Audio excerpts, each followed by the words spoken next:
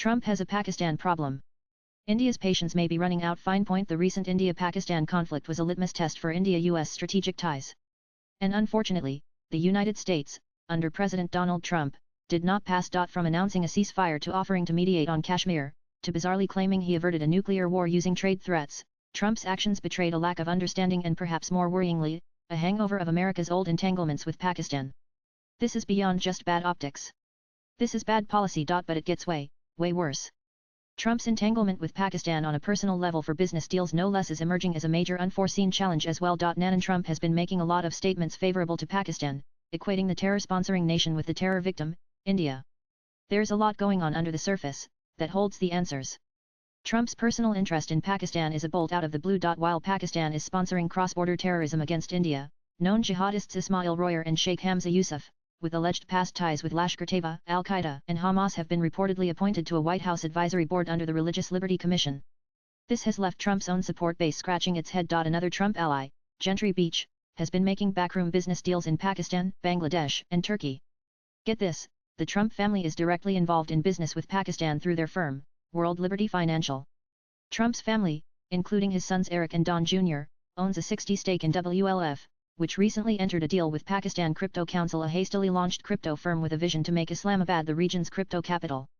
The PCC was only a month old when Trump's close aide Steve Witkoff's son, Zachary, was entertained by Pakistani PM Shehbaz Sharif as well as Army Chief Asim Munir. This was just days before the Pahalgam terror attack took place.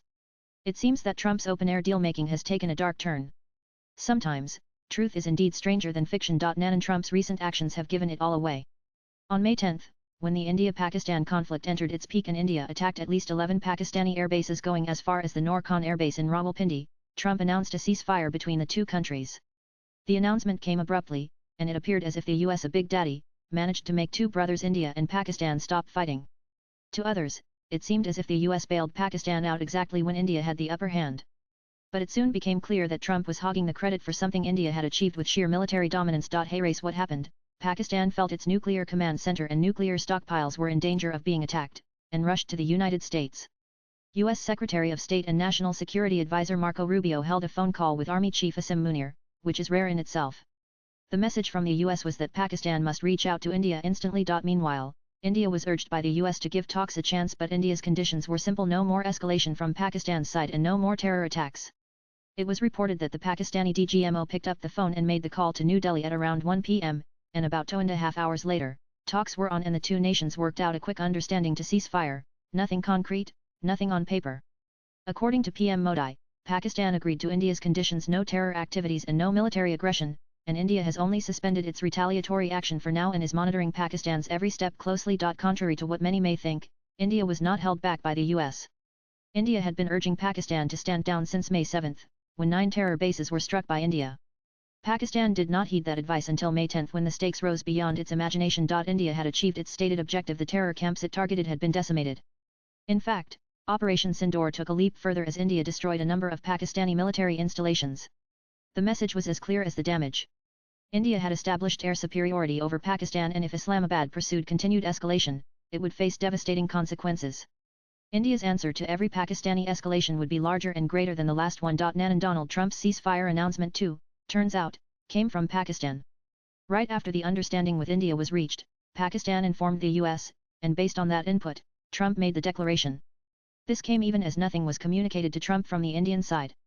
This was reckless not only because the US had no role in that discussion, but also because the Indian people were now hearing about a ceasefire not from the Indian leadership but from the White House. Talk about unprofessionalism and poor diplomacy. But Trump did not stop there. He soon offered to mediate on Kashmir, again playing into the hands of Pakistan and challenging a cardinal principle that India goes by: no third parties or internationalization of the Kashmir issue, and no talks except on Pakistan-occupied Kashmir. This was not the first time Trump did this. He made a similar pitch in 2019 and stepped back when he received pushback from India. It seems no lessons were learnt back then. Trump also claimed that he threatened the two countries over trade, which got them to stop fighting. The pushback from India was solid and serious through and through. Instead of allowing Trump to steal the limelight on this sensitive issue, India officially stated that the US had no role in the ceasefire talks.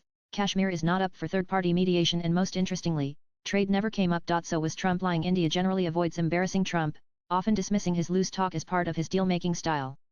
But this time, India's statements came at the risk of making Trump look like a liar. That just goes to show how serious India is about the matter and how Trump stepped way out of line. This was not the time to humor his main character syndrome. Nanan, by the time he was in Qatar last week, his position was slightly watered down. I don't want to say I did, but I surely helped settle the problem between India and Pakistan last week, which was becoming more and more hostile. All of a sudden, you saw missiles of different types. We got it settled. For Trump, proving his role as an able peacemaker is important messaging to his base, especially at a time when the Russia-Ukraine and Israel-Gaza wars refuse to die down despite his intervention. But with the reckless behavior, Trump has lost considerable ground among Indians, who had so far believed that he would stand up against terror. Trump's repeated attempts to equate India and Pakistan to position himself as some sort of deal broker are not just factually incorrect, but diplomatically damaging. Yes, the US condemned the Pahalgam terror attack, and also acknowledged that a response from India was warranted. But condemnation without consequence means little. There was no serious reckoning with Pakistan's role. The IMF bailouts to Pakistan are progressing undisturbed despite the fact that Pakistan funds terror brazenly. There's no substantive pressure on Pakistan to curb terror, no reckoning of its belligerent military dictatorship or its shameless nuclear threats. Instead, Trump made it about the question of Kashmir and not Islamist terrorism, which is exactly what Pakistan wants. There are also deeper considerations at play. Pakistan's nuclear blackmail has a hold on the White House, which monitors its nukes with a presence on the ground. US-Pakistan military intelligence links remain active and important to the US. The US thinks bailing Pakistan out will help counter Chinese influence. Pakistan's American weaponry and major non-NATO ally status also prevent a clean cut with the US. The USA's approach remains untrustworthy from trade to security, which is expected to remain a major challenge despite the Trump-Modi equation, which has been in itself jeopardized by Trump's main character syndrome and, as we see now, his personal links with Islamabad. This is the same Donald Trump that ceased military aid to Pakistan back in 2018, citing its role in backing terror against US forces in Afghanistan. Trump is no stranger to Pakistan's ways. But when it comes to India facing the same problem on a larger scale, Pakistan has been given a free pass. This echoes a tired US policy playbook. Use Pakistan for tactical short-term goals as it did in Afghanistan for decades, ignore its long-term threat as a terror sponsor despite 9/11, the beheading of journalist Daniel Pearl, or Osama bin Laden being found just a stone's throw away from a major ISI facility in Pakistan's Abbottabad.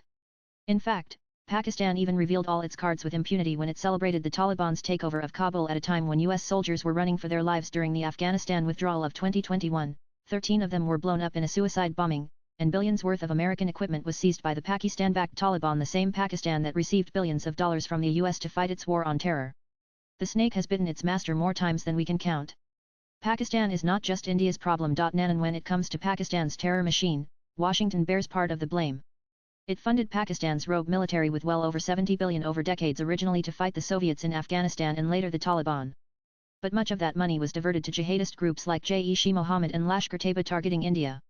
Even Pakistan's nuclear program was allowed to slide. The US helped create the mess. Now, it must help clean it up. Trump's unholy romance with Pakistan runs counter to his administration's stand on terrorism.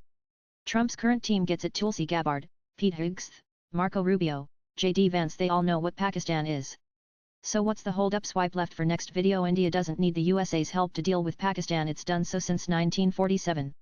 But as a matter of friendship and trust, with the US and India inching closer and becoming major defense partners, this thorn in the relationship must be ironed out. The US needs to be a party in the defanging of Pakistan, not a bystander or worse, its bailout daddy. India must make its stance clear. If the US expects transactional gains in return for correcting its approach to Pakistan, it risks enabling Pakistan's terror apparatus against not just India but itself, and not to mention, stunting the trajectory of India-US ties. Turning a blind eye to Pakistan's terror industry while pitching F-35s to India is Trump indulging in a dangerous play lost on nobody, one that could ultimately undermine a vital and strategic defense partnership. Hey, race to hoping that better sense prevails in the White House. Latest blogs.